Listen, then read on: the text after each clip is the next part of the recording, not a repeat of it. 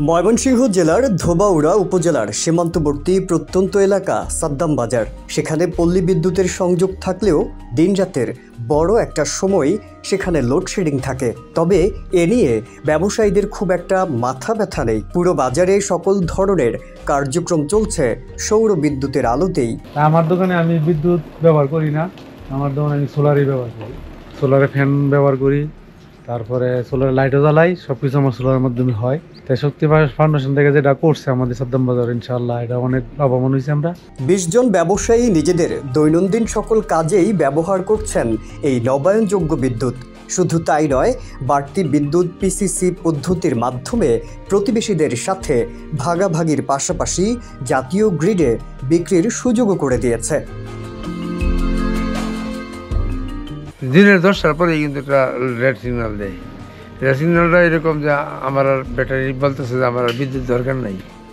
এই যে বিদ্যুৎটা 10টার পরে সোলার ফুল চার্জ হয়ে গেল ব্যাটারি, ওই বাড়তি বিদ্যুৎটা আমরা কি করব, ধরে রাখবো।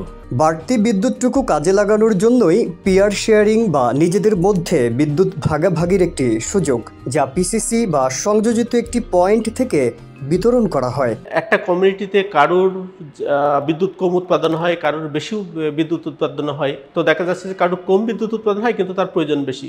তখন সে করে কি, যার বেশি বিদ্যুৎ উৎপাদন হয় তার থেকে এটা শেয়ারিংয়ের মাধ্যমে কেনা যায়। এইভাবে টোটাল কমিউনিটিকে তারা নিজেদের ভিতরে নিজেদের চাহিদাটা মেটাতে পারে। বিগত 1 বছরে প্রায় 3000 কিলোওয়াট বিদ্যুৎ পল্লী বিদ্যুৎকে দিয়েছেন তারা। এর বাইরে দিনে 4টি এবং একসঙ্গে 2টি ইজি বাইকেও চার্জ দিতে পারেন।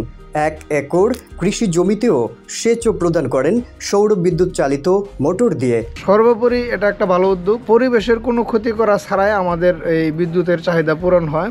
নবায়নযোগ্য জ্বালানি নিয়ে আগ্রহ বাড়ছে বিশ্বজুড়েই। বাংলাদেশও এই ক্ষেত্রে পিছিয়ে নেই।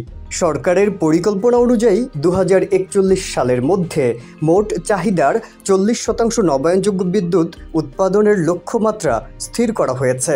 এরই ধারাবাহিকতায় শক্তি ফাউন্ডেশনের উদ্যোগে ও সোল শেয়ারের কারিগরি সহায়তায় সাদ্দাম বাজারে 2022 সালের জুনে এই উদ্যোগটির যাত্রা শুরু।